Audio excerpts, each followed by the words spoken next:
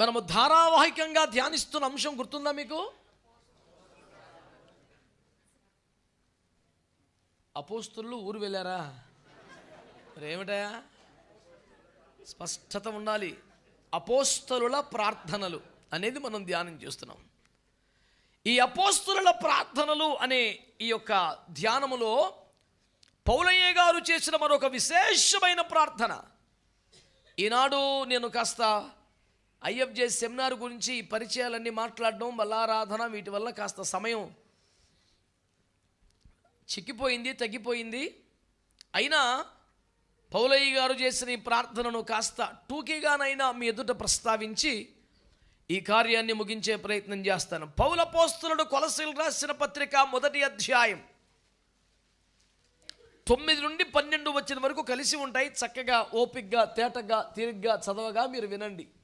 అందుచేత ఈ సంగతి వినిన నాటి నుండి మేమును మీ నిమిత్తము ప్రార్థన చేయుట మానక, మీరు సంపూర్ణ జ్ఞానమును ఆత్మ సంబంధమైన వివేకము గలవారును ఆయన చిత్తమును పూర్ణముగా గ్రహించిన వారునై ప్రతి సత్కార్యములో సఫలులగుచు దేవుని విషయమైన జ్ఞానమందు అభివృద్ధి పొందుచు అన్ని విషయములలో ప్రభువును సంతోషపెట్టునట్లు ఆయనకు తగినట్టుగా నడుచుకొనవలననియు ఆనందముతో కూడిన పూర్ణమైన ఓర్పును దీర్ఘశాంతమును కనుపరచునట్లు ఆయన మహిమ శక్తిని బట్టి సంపూర్ణ బలముతో బలపరచబడవలననియు తేజోవాసులైన పరిశుద్ధుల స్వాస్థ్యములో పాలివారమగుటకు మనలను పాత్రులనుగా చేసిన తండ్రికి మీరు కృతజ్ఞతాస్తుతులు చెల్లింపవలననియు దేవుని బతిమాలుచున్నాము.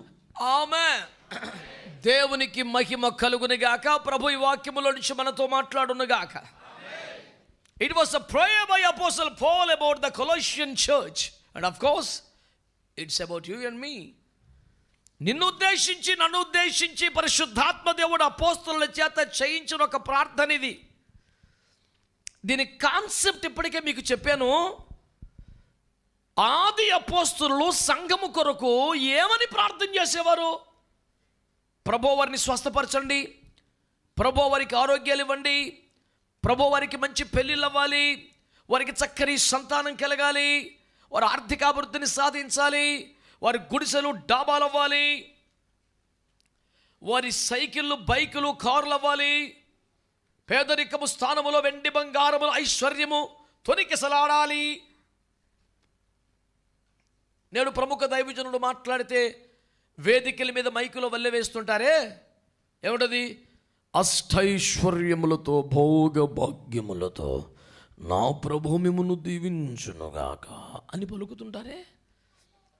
ఇలాంటి ప్రార్థనలు ఎప్పుడైనా, ఎక్కడైనా, ఎవరైనా చేశారా బైబిల్లో అని బహుగా పరిశీలన చేసిన దరిమిల అపోస్తలులు సంఘం కొరకు అసలు ఏం ప్రార్థనలు చేశారు అనే ఖరీదైన అంశము ధ్యానించవలసి వచ్చినది. మనం అపోస్తలుల కార్యములు ధ్యానం చేస్తూ వారు అపోస్తలుల ప్రార్థనలో ఎడతెగక ఉండిరి. ఎవరు? బాప్తిసం పొందిన 3000 మంది అపోస్తలుల ప్రార్థనలో ఎడతెక్కకుండా ఉన్నారంట. అది అపోస్తలుల యొక్క వ్యక్తిగత ప్రార్థన కాదు.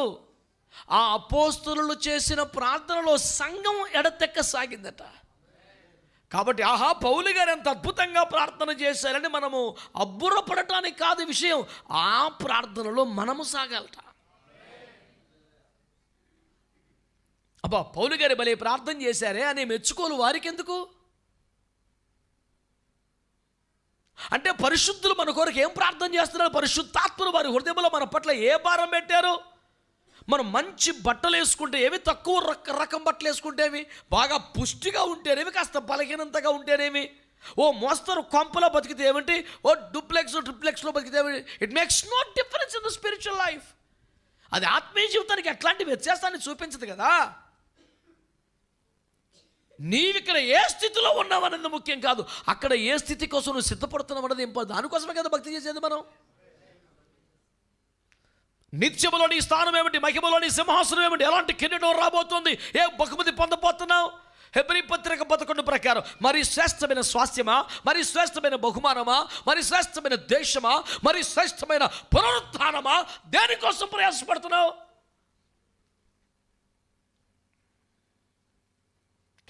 లౌకికమైన, భౌతికమైన, ప్రాపంచికమైన, నశ్వరమైన వస్తువులను కోరుతూ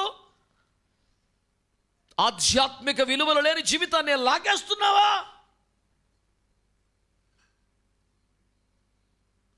that is not a proper Christianity. సరైన క్రైస్తవ జీవితం అది కాదు. అందుచేత దేవుని సేవకునిగా నేను మీకు తెలియజేస్తున్న సువార్త ఒకటే. అపోస్తలులు మన కోసం ఏం ప్రార్థన చేశారు? గత 2 ఆదివారాలు కొన్ని సంగతులు చూసాం.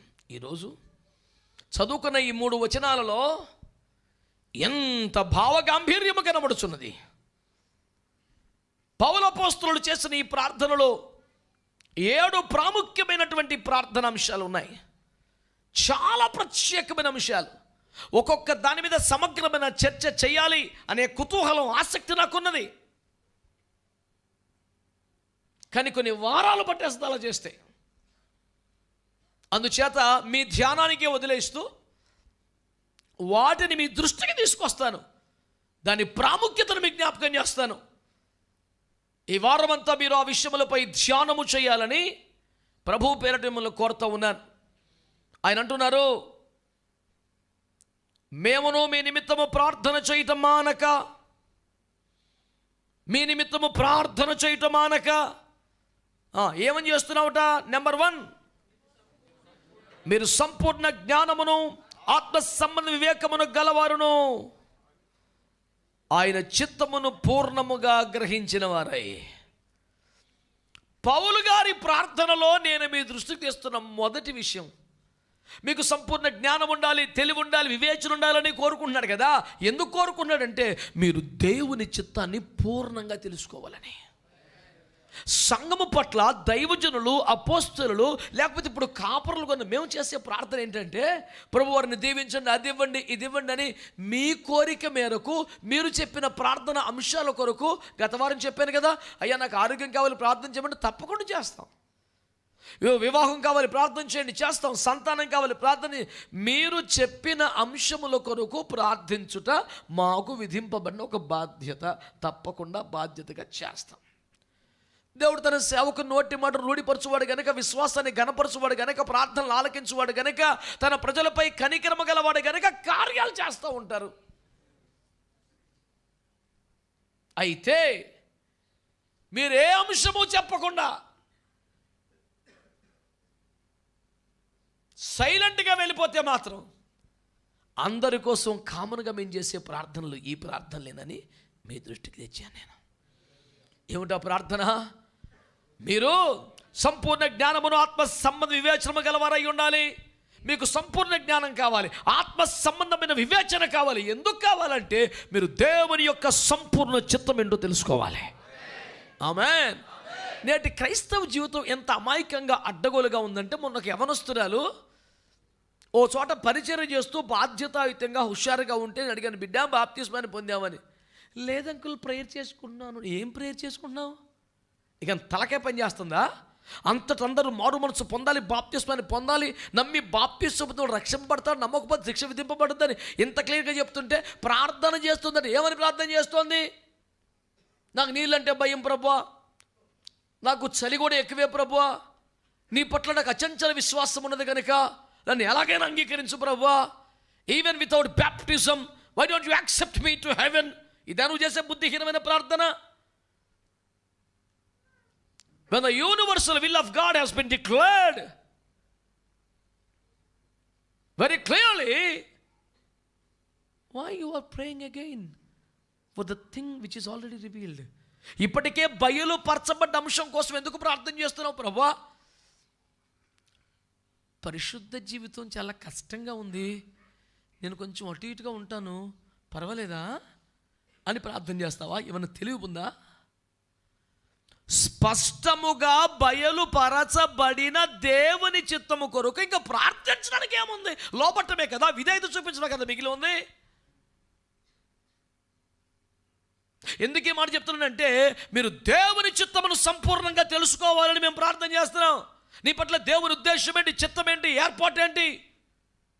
ఎందుకు పుట్టించుకున్నాడు, ఎందుకు రక్షించుకున్నాడు, ఎందుకు కాపాడుతున్నాడు, ఎందుకు పోషిస్తున్నాడు, సత్తువు గల సంఘంలో ఎందుకు చేర్చాడు, జ్యేష్ఠుల సంఘములో ఎందుకు ప్రవేశం కల్పించాడు, ఎందుకు పరలోక నివాసములు కట్టుచున్నాడు, ఆ కిరీటాలు ఎవరికి, ఆ యొక్క సింహాసనం ఎవరికి, ఇదంతా నువ్వు తెలుసుకోవాలని ప్రార్థన చేస్తున్నాడు పౌలు గారు.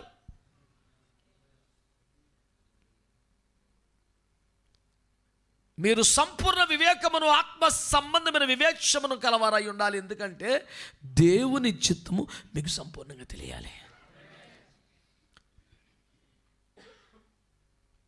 దేవుని చిత్తం అనే మాట మీదే చాలా సమగ్రమైనటువంటి చర్చ, ధ్యానం జరగాలి.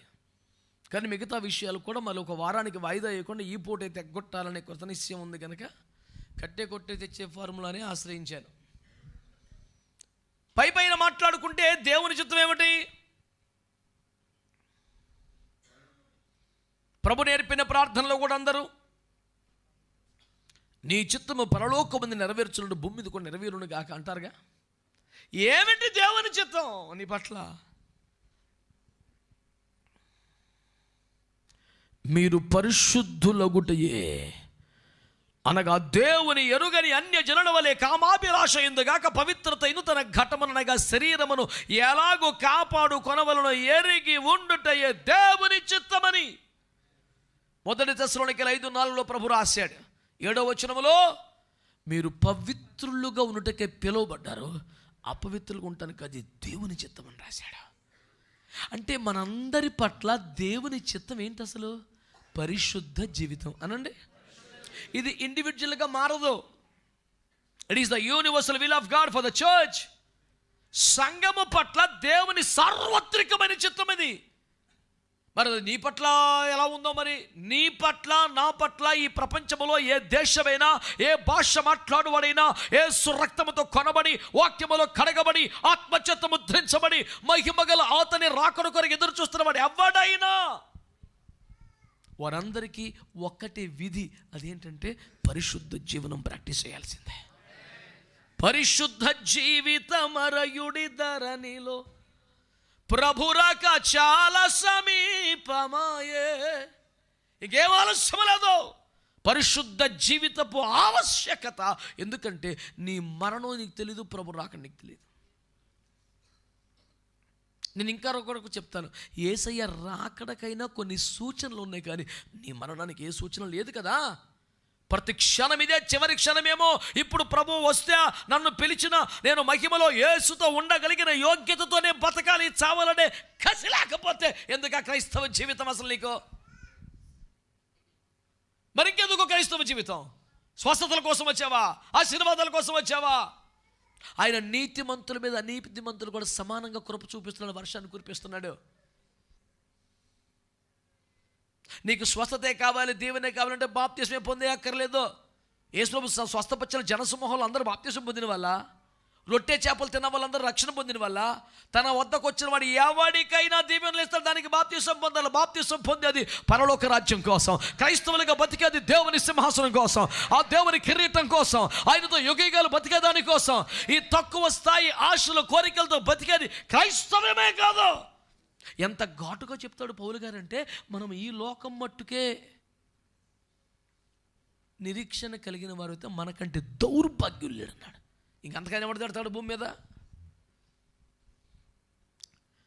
మన ఆశ నిత్యత్వం మీద, మహిమ మీద, సింహాసనం మీద, కిరీటం మీద, పాలన మీద లేకపోతే బతికినంతకాలం శుభ్రంగా ఒకటి చెయ్యి ఆశించకుండా ఈ దేవుని కృపలో శుభ్రంగా బతి అదే 10,000 నీకు దౌర్భాగ్యులు లేడంట.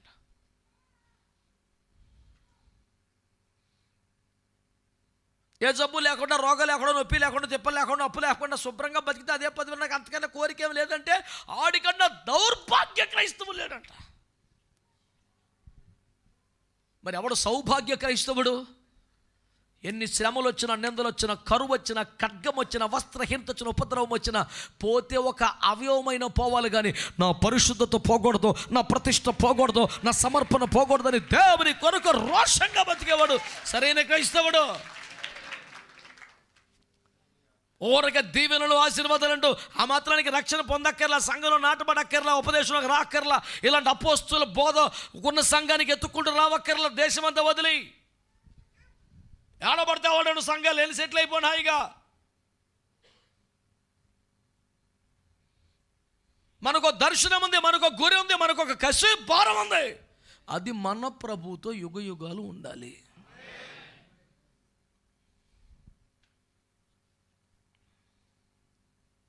మన పట్ల దేవుని చిత్తం ఏంటి?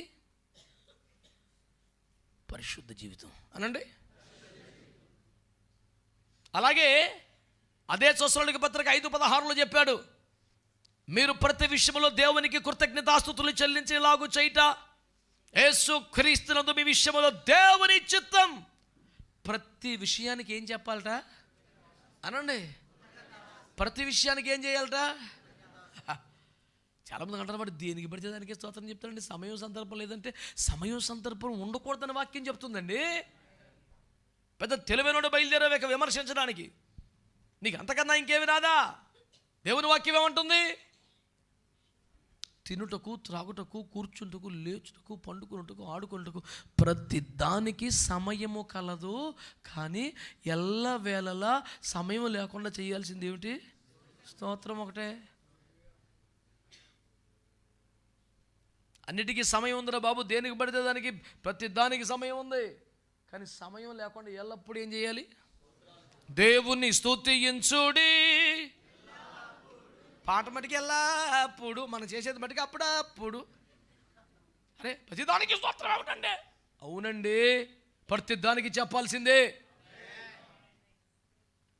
కష్టములందు స్తుతిల్తూ, నష్టములందు స్తుతిల్తూ, నిష్ట అదే కదా, శ్రేష్టం అదే కదా.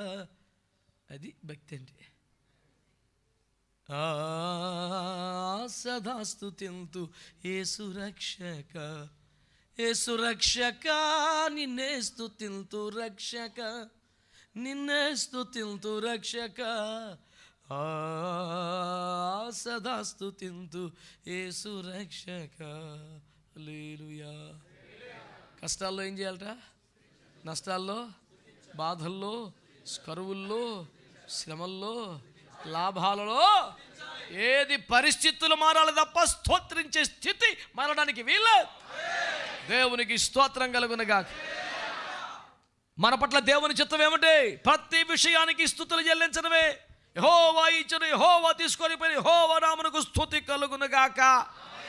అది కదా భక్తి అంటే.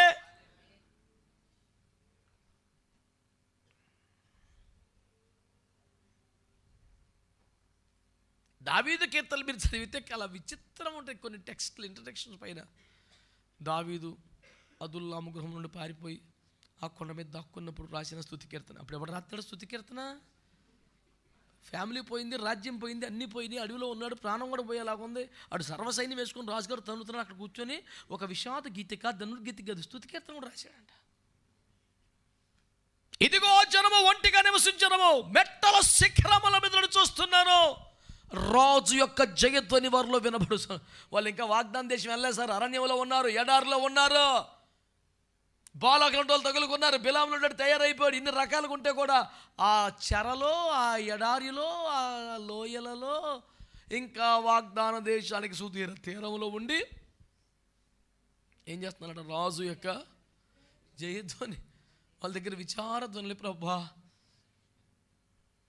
ఎప్పుడు తీసుకెళ్తావు నాయన? ఏముంటో తండ్రి, ఈ అరణ్య యాత్ర బాధించుచున్నది.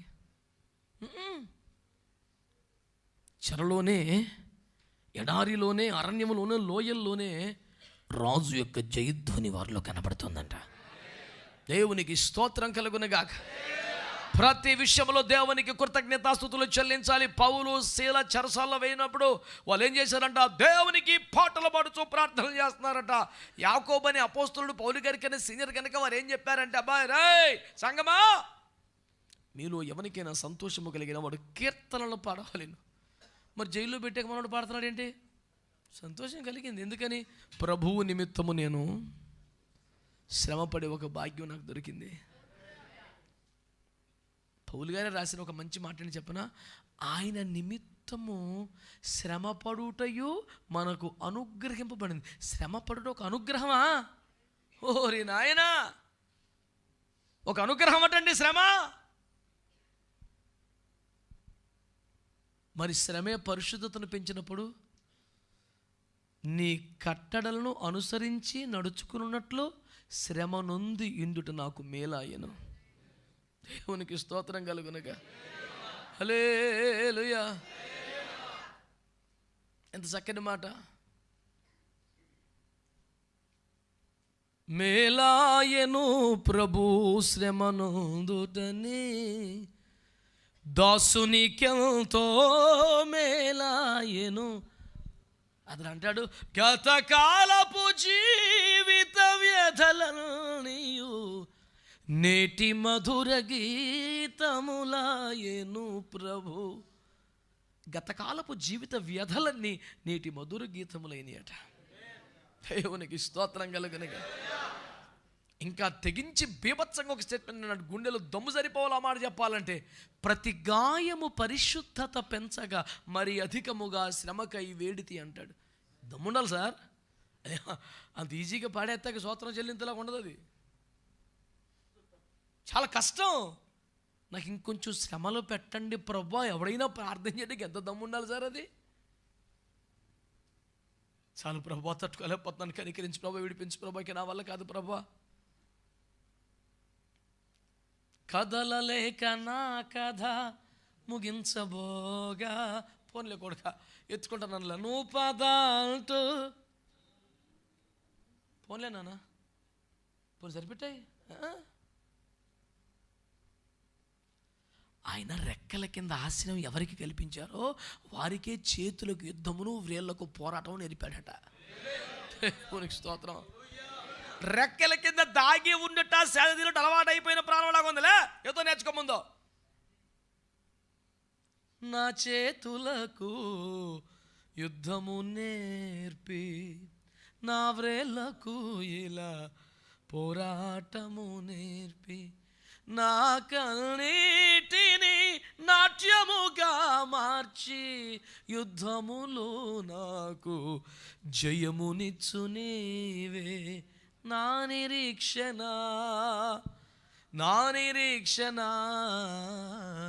నీవే యేసు దేవా.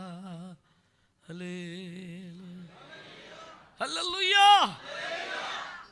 పరిశుద్ధుల మగన మన పట్ల దేవుని చిత్తం. ప్రతి సందర్భంలో, ప్రతి విషయంలో, ప్రతి పరిస్థితిలో కూడా ఆలోచించకుండా, రెండవ థాటే లేకుండా దేవునికి కృతజ్ఞతాస్తుతులు చెల్లించడమే మన పట్ల దేవుని. మీ యుక్త ప్రవర్తన ద్వారా అనండి మూర్ఖులకు ఈ మనుషుల నోర్లు మూయుట దేవుని చిత్తం. అంటే మూర్ఖుల నోర్లు ఎట్లా మూయించాలి? సరిగ్గా అన్నాడికి వేసాను కౌంటర్, మళ్ళీ మాట్లాడలేకపోయాడు. అది దేవుని చిత్తం కాదు. ఆడికి మాట అంటే నువ్వు మాట అని, వాడు ఏలుకేస్తే నువ్వు కాలుకేసి, వాడిని చిక్కులో పెట్టి, వాడికి వాయిస్ లేకుండా చేసి, దేవునికి స్తోత్రం. మళ్ళీ మనం ప్రవహించేసరికి తట్టుకోలేకపోయాడు. వాయిస్ లేకుండా పోయింది అడిగి. అది నీ చిత్తమే. మూర్ఖుల మోరు. నీ విశ్వాసమును గురించి హేతువడుగు వారికి సాత్వికంతో జవాబు చెప్పాలి. అది వేరే. మూర్ఖంగా మాట్లాడుతున్న వాడికి, మూర్ఖులు ఎదుట పండితునికి మౌనమే అలంకారం అని భర్తృహరి సుభాషితాల్లో చెప్తాడు. భర్తృహరి సుభాషితాల్లో ఏమంటాడంటే, పండితుల కట్ట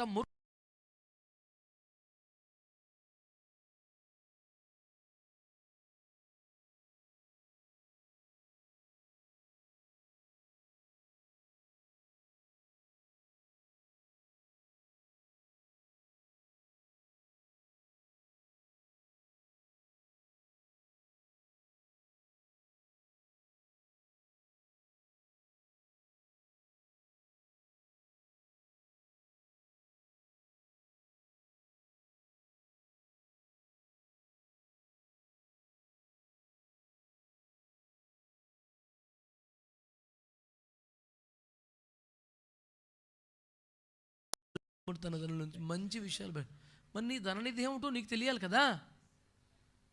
కోపం వస్తే నిధుల నుంచి ఏం బయటకు వస్తుంది? చిరాకు వస్తే ఏం బయటకు వస్తుంది? ఆశ వస్తే ఏం బయటకు వస్తుంది?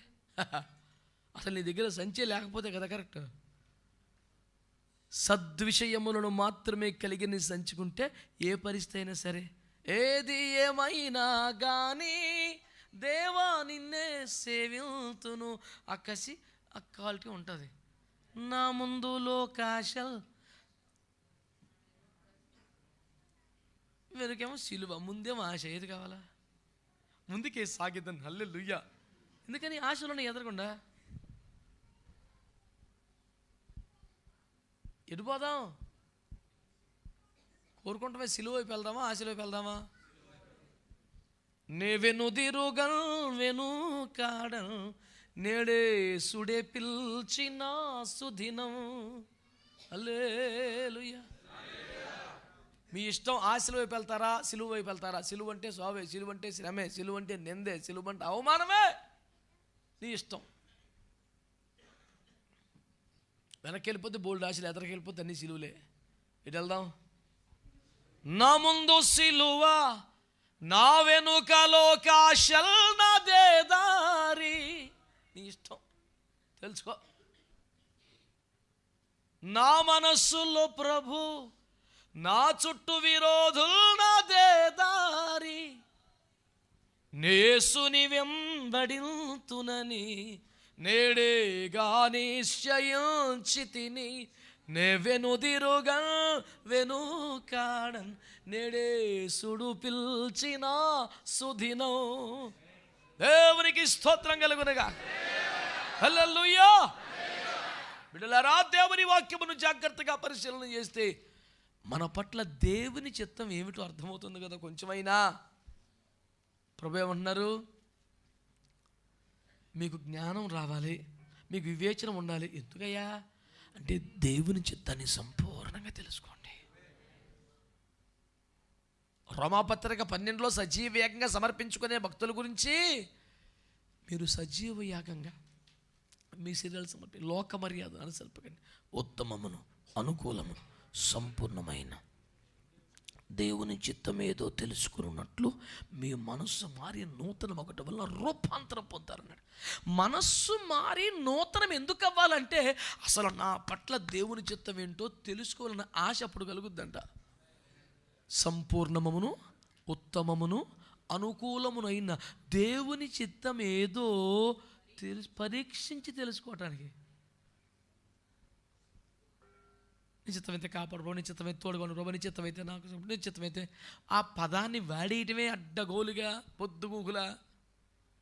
నీ పట్ల దేవుని చిత్తం ఏదో పరీక్షించి తెలుసుకోవాలట. మా సంఘస్థులందరూ ఇలాగ ఉండాలి ప్రభు అని పౌలు గారు ప్రార్థన చేస్తున్నాడు. దేవునికి స్తోత్రం. మా బిడ్డలందరూ ప్రభు సంపూర్ణ జ్ఞానము కలిగిన వారుగా, వివేచన కలిగిన వారుగా ఉండాలి. ఎందుకనగా వారి పట్ల మీ చిత్తమును, మీ సంపూర్ణ చిత్తమును పరీక్షించి వారు తెలుసుకోవాలి. హల్లెలూయా. పలానా కంపెనీలో జాబ్ వచ్చింది కానీ ద నేచర్ ఆఫ్ జాబ్ అంటే నీకు తెలియట్లే. ఎంఆర్ఓ ఆఫీసులే రెవెన్యూ డిపార్ట్మెంట్ జాబ్. నేను నీ ఉద్యోగం ఏంటి? వెళ్ళబంటుతో ఎంఆర్ఓవా? అసలు నీ పోస్టింగ్ ఏంటో, దాని లక్షణం ఏంట్రా? ఏమి తెలియదు. కార్డు పట్టుకుని రోడ్డు కేసు మేము రెవెన్యూ డిపార్ట్మెంట్ అండి. అరే నో యువర్ జాబ్ అట్లీస్ట్.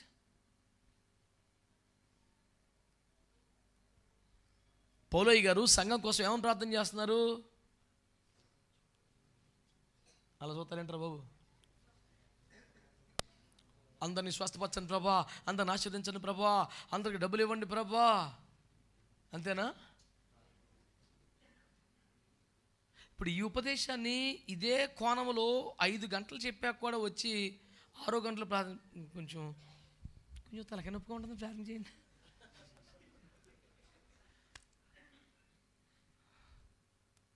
జీతం ఇంకా పెరగలేదండి, కొంచెం ప్రార్థన. ఊరి పెరిగినోడికి అక్కడ పెరిగేది, తరిగినోడికి అక్కడ తరిగేది లేదు. సబ్జెక్ట్ ఎదురా నాయన ఏంటి ఇంకా అమాయకంగాను. ఏమైనా బోధ పడిన వారు మాత్రమే స్తోత్రం చెప్పండి. పోలో మనందరూ చెప్పేకండి. అలవాటు అయిపోయింది బాగా. గుంపులు కలిసి లోలి అంటమే కథ ఎక్కించుకుంటారు బాబు. దండం పెడతాను. పౌలు గారు బాధపడుతున్నాడు. హల్లెలూయా. 7 విషయాలు ప్రార్థన చేశాడు. 1 విషయం మాట్లాడుకుంటున్నాం, ఇంకా 6 ఉన్నాయి. దేవునికి స్తోత్రం. ఏమని ప్రార్థించారు పౌలు గారు అంటే, మీ నిమిత్తం మానక ప్రార్థన చేస్తున్నాను. ఏమనంటే మీరు సంపూర్ణ జ్ఞానమును ఆత్మ సంబంధ వివేకము కలిగిన వారే. ఆమేన్. దైవజనులు మన కోసం చేసే ప్రార్థన ఏంటో అర్థమవుతుందండి. మనకేం బాగా తెలియాలంట? దేవుని చిత్తం మన పట్ల ఏంటో తెలియాలి. పైపైన ఒక 3 మాటలు చెప్పుకున్నాం. 1, పరిశుద్ధులవుడే దేవుని చిత్తం. 2, ప్రతి విషయంలో కృతజ్ఞత చెల్లించడం. 3, యుక్త ప్రవర్తన ద్వారా మూర్ఖుల నోరులు. వాళ్ళు ఎంత మూర్ఖంగా మాట్లాడుతున్నా, ఎంత మూర్ఖంగా వాదిస్తున్నా, మన యుక్త ప్రవక్తను చూసిన నోరు మూతపడిపోవాలి. మన క్యారెక్టర్ వాడు నోరు మోయించాలా. మన వాద ప్రతివాదాలు మాటకు ప్రతి మాట కాదు, మన క్యారెక్టర్ చూసి నోరు తాళం పడిపోవాలి. అడిగి నోరు బాబు వీళ్ళ గురించి మనం మాట్లాడకూడదురా, ఇంకా ఏమంటామరా బాబు. మనం ఆ సాక్ష్యం సంపాదించుకోవాలి. ఇది మన పట్ల దేవుని చిత్తం. మన పట్ల దేవుని చిత్తం అది. ప్రభునామానికి స్తోత్రం కలుగునుగాక. హల్లెలూయా. 2వ మాట మీకు జ్ఞాపకం చేస్తారు. ప్రతి సత్కార్యములో సఫలమగుచు. చెప్పండి. 2వ ప్రార్థన ఏంటండి? మనమట ప్రతి సత్కార్యమును ఆరంభించాలట, అందులో ఖచ్చితంగా సఫలం అవ్వాలట. ఇది సంఘమును గురించి దైవజనుడు చేసిన ప్రార్థన. సత్కార్యం అనగానే ఫస్ట్లో వాడు కనపడతాడు మనకి. ఆదికాండం 4లో ఇద్దరు అన్నదమ్ముల్లో పెద్దోడు, భూమి మీద మనుషులకు పుట్టిన తొలి మానవుడు. చెప్పండి. ఆదాము అవ్వలకు బాల్యం లేదు, కౌమారం లేదు. వారు సంపూర్ణ నిండు యవ్వనములో దేవుడు వారిని సృష్టించాడు. తాను ఎలా ఉన్నాడో అదే కండిషన్లో వారిని చేశాడు కనుక వాళ్ళు ఇంకా నేల మీద ప్రాకటం ఈ గొడవ ఏమీ లేదు. డైరెక్ట్గా దేవుని లేకపోతే హెరోదేశ రక్తం ఇచ్చి ఆ తొలి మానవులకు భూమి మీద కలిగిన సంతతిలో 2 కుమారులు. అందులో పెద్దోడి పేరు యేసు ప్రభు వారు వాడితో మాట్లాడుతూ, నాన్న నీవు ముఖము చిన్న బుచ్చుకొనయేలా నువ్వు సత్క్రియ చేసిన ఎడల తల ఎత్తుకోవా. అక్కడ స్టార్ట్ అయింది సత్క్రియల వ్యవహారం. కయ్యను సత్క్రియ చేయలేదట. ఏం చేయలేదండి? ఏమిటి సత్క్రియ? Very simple. ఇతడు అర్పణ అంగీకరించబడింది, ఇతని అర్పణ అంగీకరించబడలేదు. ఇప్పుడు ఒక వ్యక్తి దేవుని ఎదుట అంగీకరింపబడాలి అంటే నిర్దోషమైన పరిశుద్ధమైన రక్తము ద్వారా తండ్రి దగ్గరికి రావాలి. ఎవడు తన స్వనీతిని బట్టి మరొక దాన్ని బట్టి దేవుని వద్దకు రాలేడు.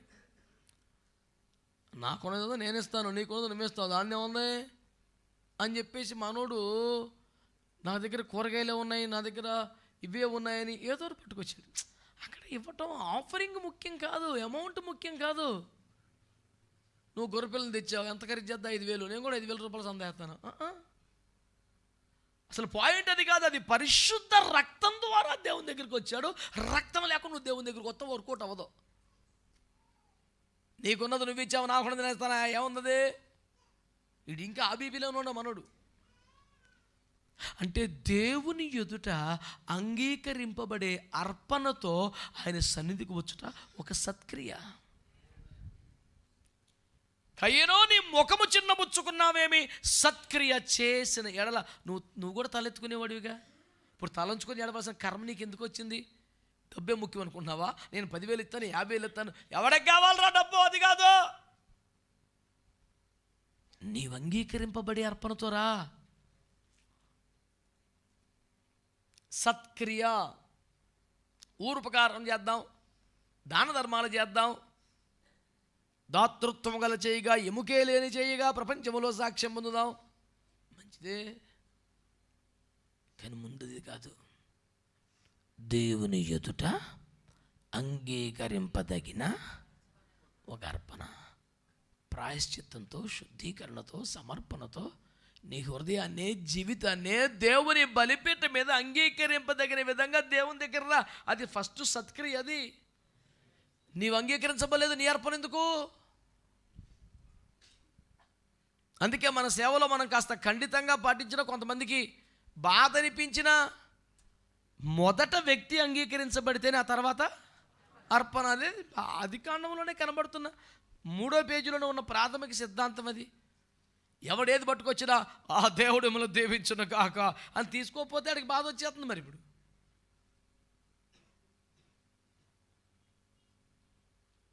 ఆయన అర్పణ తీసుకోలేదనే కయ్యూను కోపం వచ్చింది. మరి వీడి సందా నేను తీసుకో, వీడి కోపం వస్తుంది. వీడు ఎవడ వారసుడు? ఆ మాత్రం కైకేమంటాడు, తప్పలేదు. ఇప్పుడు కోపం వచ్చింది. ఇదే స్టీల్ ప్లాంట్లో ఒక ఆఫీసరు నా మీద వాడిన పదం తెలుసా? ఆయన వాక్యం చెప్పండి, బాగా పొగరండి బాబు. అదేమండి అంటే నేను ఇంటికి పిలిచి కానుకిస్తా, తీసుకోలేదు ఆయన. పోనీ ఆకాశం ఏమీ లేదు, చిన్న రేకుల చెట్లో ఉంటున్నాడు, గట్టిగా రిక్షా సామాన్లు లేవు, అంత పోజ్ ఏంటి అంటే కానుక తీసుకునేటప్పుడు మన బ్యాంక్ బ్యాలెన్స్ చెక్ చేసి తీసుకుంటాం. నీకు బుర్రపని చేస్తున్నారు అసలు.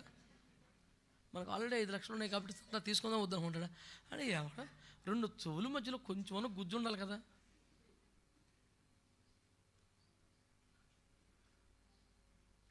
అంత పెద్ద ఉద్యోగం వెళ్ళకి వచ్చింది, నాకు అర్థం లేదు. అడిగి అందులో మర్మాలు దేవునికి తెలిసి నాకు తెలియదు నాన్న. అదే అంటే నాకు కారు బంగళా కానీ ఉండుంటే కనుక నేను చీకొట్టినా అర్థం చేసుకునేవాడట. నాకు సరైన ఠికానా లేదు కనుక తీసుకోలేదని నేను ఫీల్ అయిపోతున్నాడంట. నా ఆర్థిక స్థితిగతుల నుంచి అంత బాగా విశ్లేషించినందుకు నీకు వందనాలు నాన్న. మొదట వ్యక్తి అంగీకరించబడితేనే అతని అర్పణ.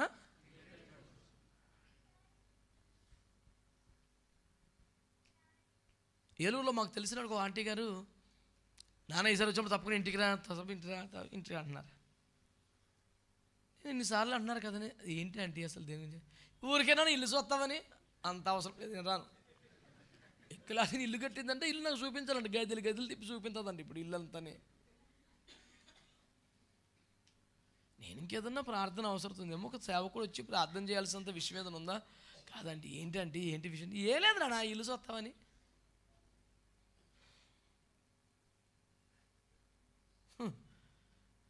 నీళ్ళు నేను చూడటం అమాయకమని.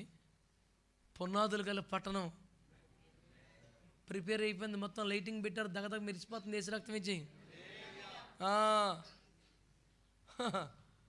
ఎప్పుడెప్పుడు వెళ్ళిపోయి చూసుకుందామా, ఆక్రమించేసుకుందామా గిల్లు అని చెప్పి చూస్తుంటే, అలా రోడ్డు మీద నడిచేస్తుంటే బంగారు వీధుల్లో ఒక ఇంటి మీద జపన్ చేస్తారని పేరు కనపడుతుంది, వేసి రక్తం ఇచ్చేయి.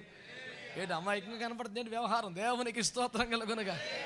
బంగారు వీధులలో నడుస్తూనే ఉంటాం, ఒకనమా నడుస్తాం, బోర్డు కనపడుతుంది, దేవునికి స్తోత్రం.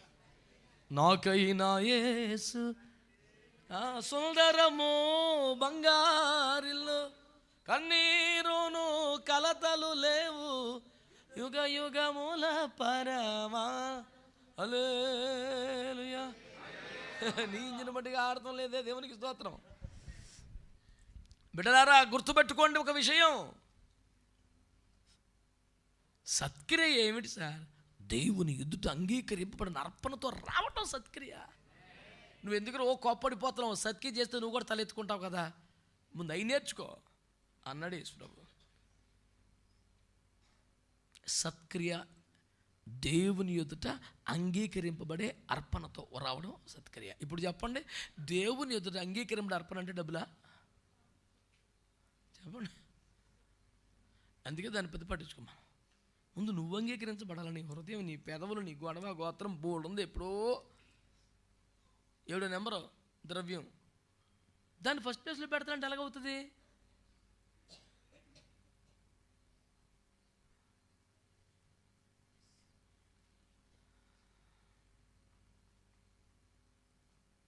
ఏ విధము చేతనైనా లాభార్జనే ధనార్జనే ధ్యేయంగా ఉంటే ఎవరికైనా ఆ బాపత ఉంటుందేమో. ఇది ఆ డిపార్ట్మెంట్ కాదని ప్రభు పేరట మీకు మనవి చేస్తున్నాను. దేవునికి స్తోత్రం. అందరు చెప్పండి. ప్రతి సత్కార్యములో సఫలులవ్వాలి. దేవుని ఎదురుకి తీసుకొచ్చే ఒక శ్రేష్టమైనటువంటి నీ అంగీకారయోగ్యమైన అర్పణ, దేవుని రాజ్యం కొరకు సంఘం క్షేమం కోసం ప్రయాసపడేది, దిక్కులేని వారి విధవరాలను ఇబ్బందుల్లో పరామర్శించేది, నిరుపేదలైన వారి కోసం దాతృత్వంగా జీవించేది. ఇవన్నీ కలిస్తే సత్కార్యాలు. ఏమంటాడు పౌలయ్య గారు? ప్రతి సత్కార్యములోనూ మీరు సఫలమవ్వాలి. ప్రతి సత్కార్యంలో. ఆమేన్. కనుక అసలు సత్క్రియ అనేది ఉందా? అసలు స్టార్ట్ అయిందా? ఒక్కటన్నా ఉందా? ఫస్ట్ డే పోయిందా? దైవజనుల ప్రార్థన వీరు ప్రభువా ప్రతి సత్కార్యములో సఫలులవ్వాలి. దేవునికి స్తోత్రం కలుగునగా. సమయం అయిపోతుంది కనుక ఒక మాట, దేవుని విషయమైన జ్ఞానమందు అభివృద్ధి పొందుచు. ఏ జ్ఞానం అనండి గట్టిగా? మహాజ్ఞాని ఆగూరున్నాడు, మూడు రాశాడు. అతను రాసిన జ్ఞానవాక్కులు పరిశుద్ధ గ్రంథంలో స్థానం సంపాదించుకున్నాయి. అంతటి విశేషమైన జ్ఞానమును కలిగిన వాడు అతడు అంటాడు సామెతలు 30 ప్రారంభంలో, అయ్యో నిశ్చయముగా మనుషులలో నా వంటి పశుప్రాయుడు లేడు. పశుప్రాయుడు అంటే పశువుతో సమానం. మనుషులలో నా అంత ఘోరమైన వ్యక్తి పశువుతో సమానమైన వాడు లేడు. కానీ లోకంలో సామెత ఏంటి? విద్య లేనివాడు వింత పశు. వాడు విద్యావేత్తలకే జ్ఞానము నేర్పించిన రేంజ్ ఉన్న వ్యక్తి ఆగూరు. అదేంటి సార్ మీరు పశుప్రాడి ఏంటి సార్? మీకు మహాజ్ఞానం కదా, మీరు రాసిన పుస్తకాలు బేవచ్చం కదా, మీ డైలాగులు కొన్ని బైబిల్లో కూడా వచ్చైపోయినాయి ఏంటి సార్ అంటే అంటాడు, ఈ ఉన్నారా పరిశుద్ధ దేవుని గూర్చిన జ్ఞానము నాకు లేకపోయినని బాధపడతాడు. నిశ్చయముగా మనుషులలో నా వంటి పశుప్రుడు లేడు. ఎందుకనగా పరిశుద్ధ దేవుని గూర్చిన జ్ఞానం నాకు లేకపోయింది.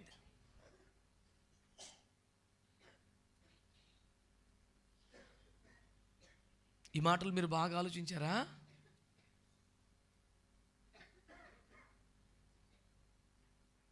నీకు ఈ లోకములో ఎంత జ్ఞానం ఉన్నా పరిశుద్ధ దేవుని గూర్చిన జ్ఞానం లేకపోతే అది పూర్తిగా వ్యర్థమని మనం చేస్తున్నాను. ఓ 10-12 సంవత్సరాల క్రితం ఇక్కడ విశాఖపట్నంలో ఎన్ఎస్టిఎల్లో సైంటిస్టులందరూ కలిసి ఒక క్రిస్మస్ అరేంజ్ చేసి క్రిస్మస్ సందేశం ఇవ్వడానికి నన్ను రమ్మని పిలిచారు. 12-15 సంవత్సరాలు అవుతుంది. అందులో 2-3 ఉన్నారు అంతే క్రిస్టియన్స్. అయితే అన్ని పండుగలు సెలబ్రేట్ చేస్తున్నారు కదా, అందరం కలిసి క్రిస్మస్ కూడా చేద్దాం అని వారి డైరెక్టర్ సార్ని అడిగితే ఆయన ఒప్పుకున్నారట. 121 మంది సైంటిస్టులు ఉంటారు అందులో. ఈ మిసైల్స్ టార్పెడోస్ తయారు చేస్తారు సబ్మరీన్స్ నుంచి ప్రయోగించడానికి. వాళ్ళందరూ మహామేధావులు, బాగా గోల్డ్ మెడల్ సంపాదించిన వాళ్ళు, దేశ విదేశాల్లో వర్క్ చేసిన వాళ్ళు, మహావిద్యావేత్తలు. వాళ్ళకి వాక్యం చెప్పాల్సింది నేనట. నేను కూడా కొత్త గొప్ప బేపచ్చంగా చదివేషంలో అయితే పండుకోవచ్చు. ఏసు రక్తం ఇచ్చి నేను అన్నాను, బాబాయ్ మీరు మంచి వ్యక్తిని సెలెక్ట్ చేసుకోండి, నేను కరెక్ట్ కాదు, నేను పెద్దగా చదివేసిందేమీ లేదు, అలాగని థియాలజికల్ స్టడీస్ కూడా లేవు, ఇదంతా అమాయకమైన వ్యవహారం ఇది అని చెప్తే, లేదు రాజు అది మీరే చెప్పాలని గట్టిగా పట్టుబట్టారు 2-3 సైంటిస్టులు. ఇక మనకున్న మార్గం అంటే 3 రోజులు ఉపాసం పెట్టేసుకొని, ప్రభా వాళ్ళందరూ మేధావులు, చదువుకున్న వాళ్ళు, వాళ్ళ దేశాలు మనకేమో బొత్తిగా లేదు, ఏసు రక్తం వేసేయం, వాళ్ళు సువార్త చెప్పమంటారు, ఎలా చెప్పాలి ప్రభా, నాకు టెన్షన్ వచ్చేస్తుంది అని 3 రోజులు ఉపవాసం ప్రార్థన చేసుకొని వెళ్ళిపోయాను. ఆ కార్యక్రమం ఎలా అంటే according to protocol, first director sir మాట్లాడాలి, ఆ తర్వాత గెస్ట్ స్పీకర్ మాట్లాడాలి, తర్వాత గ్రీటింగ్స్, తర్వాత ఓట్ ఆఫ్ థ్యాంక్స్. అది ప్రోటోకాల్ సిస్టమ్ అంతా. మనకేమో మరి పెద్ద ఆయన మాట్లాడి వెళ్ళిపోతే ఆయన సువార్త వినాలి కదా అన్నది ఒక. మనం చెప్పేసిన తర్వాత ఆయన మాట్లాడితే రెస్పాన్స్ ఏంటో తెలుస్తుంది కదా. ఇలాంటి అమాయకమైన కొన్ని కోరికలు ఉన్నాయి. వారిని అడిగాను, సార్ మరి ఫస్ట్ మనం వాక్యం చెప్పేసిన తర్వాత సార్ మాట్లాడితే బాగుంటుందామంటే, అలా కుదరదని బాబాయ్ ఏమిటనుకున్నారు, ఇంచుమించు క్యాబినెట్ ర్యాంక్ అయింది, చిన్న చితక మనిషి కాదు ఆయన, ఇష్టానుసారంగా అది పెద్ద ప్రోటోకాల్, దాన్ని ఇష్టానుసారం మార్చడం కుదరదు అంటే, మరి ఇంకా అది మార్చడం కుదరదు కదా, నేనే మానేస్తానులే అన్నాను. ఎవరు ఇలా పేచి పడుతున్నారు ఇక్కడ మా పలానికి అని చెప్పేసి వాళ్ళు, అలా కదా సార్ అలా కుదరదు, ఇలా ఇది గవర్నమెంట్ ప్రోగ్రామ్ సార్, అదేంటి సార్ అలాగా అంటే, సార్ ఏదైనా సార్ నేను రాలేను సార్, నాకు కుదరదు సార్, నా భయం వేస్తున్నాను. వాళ్ళు నానా బాధలు పడి గజ గజ గజ వణుకుతా డైరెక్టర్ సార్ దగ్గరికి వెళ్ళారంట. ఏంటయ్యా అని చెప్పి అంటే, సార్ ఒక చిన్న రిక్వెస్ట్ సార్ అని భజనలు ఆడితే గజగజలు ఆడిపోతారు చెప్పడానికి. ఏంటి చెప్పడానికి గట్టిగా అన్నాడంట. ఏం లేదు సార్, ఆ రోజున మీరు పెద్దవారు కదా, చివరిలో మీరు మాట్లాడితే బాగుంటుంది, మీరు ముందు చెప్పితే అందరూ వెళ్ళిపోతారేమో టెన్షన్గా ఉంది సార్ అన్న. వీళ్ళు గజలు ఆడితే దాన్ని ఏముంది లాస్ట్లో మాట్లాడతానులే అన్నాడట. యేసు రక్తం ఏం చేయం. వాళ్ళు ఎగిరి గంతేసి నువ్వు ఎగ్గొట్టే ఉపాయం లేదు నాన్న వచ్చే ఆయన ఒప్పేసుకున్నాను అన్నారు. అమ్మ తప్పించుకునే ఛాన్స్ అది కూడా పోయింది. ఇక ఉపవాసమే శరణ్యం, యేసు పాదాలు శరణం, దేవునికి స్తోత్రం. బాగా ప్రార్థన చేసుకొని వెళ్ళాను. ఒక అరగంట సేపు చెప్పమన్నారు, కొంచెం ఎక్కువైతే అన్నాను. యాక్చువల్లీ గంట కూడా పర్లేదు, కానీ మీ ఇష్టం, you can understand the pulse of the people, you can proceed అన్నారు. ఓకే, 40 నిమిషాలు చెప్పి సువార్త చెప్పాను, దేవునికి స్తోత్రం. మత్తయి సువార్త 2వ అధ్యాయంలోంచి హేరోదు ఆ జ్ఞానుల చేత ఆ నక్షత్రము కనబడిన కాలమును పరిష్కారముగా తెలుసుకొని అన్న వాక్యం చదివి, అది ఏ కాలంలో నక్షత్రం వచ్చిందో, ఇన్ని కోట్ల నక్షత్రాలు దాన్ని ఎలా గుర్తుపట్టారో, ఆ కాలం గురించి ఆడికి ముందెట్లా తెలిసిందో, అది హేరోదు తిప్పుకున్న పుస్తకాల్లో ఉన్నప్పటికీ ఎందుకు అర్థం అవ్వలేదో, ఆ గొడవ ఏంటో గోత్రం ఏంటో యేసు రక్త విజయం పరిశుద్ధాత్ముడు నాలో నుంచి గంభీరంగా మాట్లాడారు.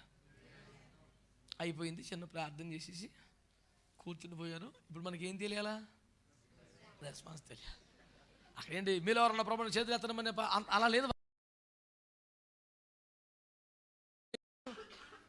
అయ్యో ప్రభా తండ్రి నాకు ఎలాగనైనా తెలియలేదు, మనసు ఎంత ఉండదు నాకు ఇప్పుడు అని కూర్చుంటే ఈసారి లేచారు. లేచి ఆయన అన్నారు, I worked as a director for Russian aeronautical institution for 14 long years. I met Pope and many other bishops are my friends. అని టపటపని చెప్పేసాడు. I read completely Bible twice in my life. నాకు పోప్ గారితో పరిచయం ఉంది, బిషపులు నా friends ఉన్నారు, Bible 2 సార్లు పూర్తిగా చదివాను.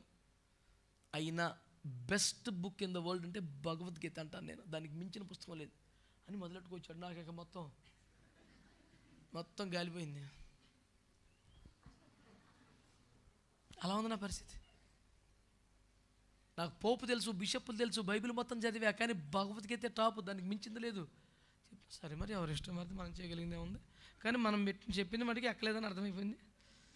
మీ చిత్తం ప్రభా అనుకుని అలాగా మనసులో ప్రార్థన చేసుకోండి. But as pastor Shastri explained, I cannot say no to Jesus, yes he is God. Yesu రక్తం ఇచ్చి ఆశ్చర్యం అయిపోయింది. అమ్మ బాబోయ్, ఇక కన్నీరు ఆగటం లేదు. యేసు రక్తం ఇచ్చి కన్నీరు తుడుచుకుంటా ఉంటే అంత అయిపోయిన తర్వాత మీరు ఎందుకో కొంచెం ఎమోషనల్ అయినట్టున్నారని అన్నాడు. ఎమోషన్ పాడా, యేసు రక్తం ఇచ్చి నా బాధ నీకేం తెలుసు నాయనా, దేవునికి స్తోత్రం, ఇది సకల ఎమోషన్స్కి మించిన విషయం నాయనా, దేవుని ఆత్మ కార్యం జరిగిందని బట్టి పరిశుద్ధ దేవుని గూర్చిన జ్ఞానం మనము కలిగి ఉండాలని దేవుని వాక్యం తెలియజేస్తుంది. ఈ లోకంలోనికి ఎంత చదువున్నా జ్ఞానమున్నా రూపాయిని 10 రూపాయలు చేసే కెపాసిటీ నీకున్న, మట్టిని బంగారంగా మార్చేసే అంత వ్యాపార తెలివితేటలు లేకున్నా పరిశుద్ధ దేవుని గూర్చిన జ్ఞానము లేకపోతే పశుప్రాయుడమేనని దేవుని వాక్యం తెలియజేస్తుంది. అందుకని దేవుని గూర్చిన జ్ఞానములో మీరు అభివృద్ధి పొందాలని నేను కోరుకుంటున్నాను అంటాడు పౌలు గారు. దైవ జ్ఞానంలో డెవలప్ అవ్వాలి. దైవజ్ఞానం పెరగాలి, రోజు రోజుకి వాక్యం అర్థం అవ్వాలి, వాక్యపు లోతులు తెలియాలి. అందుకనే యోబు గ్రంథంలో అంటాడు, ఒకని కడవలో పాలు నిండి ఉండగా వాని ఎముకలో మూలిక బలిసి ఉంటుంది అన్నాడు. కడవంటిది హృదయం, దేవుని వాక్యం అనే పాలుతో నిండిపోతే ఆ మనిషి మంచి బలంగా ఉంటాడు. తూలి తొట్టిల్ని పడిపోవటానికి జారిపోతున్నాను ప్రభా, పడిపోతాను ప్రభా అంటే అమాయకమైన ప్రార్థనలు ఉండవు. గట్టిగా ఉంటాడు. దేవునికి స్తోత్రం కలుగును. అందరు చెప్పండి హల్లెలూయా. ప్రభునందు ప్రియమైన దేవుని బిడ్డలారా, వాక్యాన్ని మంచిగా అర్థం చేసుకొని ధ్యానం చేస్తున్నట్లయితే కనీసం ఒక 3 విషయాలు మీ ముందు పెట్టగలిగాను. ఒక పూట దేవుని చిత్తాన్ని సంపూర్ణంగా తెలుసుకోవాలి, ప్రతి సత్కార్యములో సఫలులు అవ్వాలి, దైవ జ్ఞానములో అభివృద్ధి పొందాలి. ఇది మన కొరకు దైవజనులు చేస్తున్న ప్రార్థన. అదే ప్రార్థన నీదైందనుకో కార్యాలు చక్కగా జరుగుతాయి. మా ఏడుపు ఒకటి, నీ గొడవ ఒకటి. తీర్థమే, ప్రసాదం పుణ్యం వచ్చి సాపట్ల, అదటే ఇదిటే పోతుంది. కలిసి వస్తే కదా. దైవజనుడి భారమే దర్శనమే ప్రార్థనే నీది కూడా అయితే కార్యము సఫలము చేసే దేవా మహిమ ఘనత యుగములకు దేవునికి స్తోత్రం. అంచేత ఈ 3 విషయముల కొరకు మేము కూడా మీకోసం ప్రార్థన చేస్తున్నాం. ఇవే ప్రార్థనలు మీరు కూడా చేసుకోండి. ప్రభు రాకడ సమీపంగా ఉంది. ఇంకా డబ్బు సంపాదించాలి, ఇంకా తెలివితేటలు సంపాదించాలి, ఇంకా చదవాలి. జీవితం ఉన్నంతకాలం ఇవన్నీ మామూలే. బోర మోగితే నీకు వ్యక్తిగత పిలుపు వస్తే నిత్యములో నీ స్థానం ఏంటి? అందుకని దేవుని చిత్తాన్ని సంపూర్ణంగా తెలుసుకునే ప్రయత్నం చేయండి. ప్రతి సత్కార్యంలో సఫలమవ్వండి. ఆమేన్. దేవుని జ్ఞానం అభివృద్ధి పొందండి. మళ్ళీ వారం మిగతా ధ్యానం చేద్దాం. కృపగల దేవుడు మనల్ని దీవించునుగాక. అవకాశం ఆరోగ్యం ఉన్న వారు మోకరించండి, లేదంటే తలలో ఉంచి కళ్ళు మూసుకోండి. ఒక చిన్న ప్రార్థనతో సెలవు తీసుకుందాం. సమయం అయిపోయింది ఈ పూట.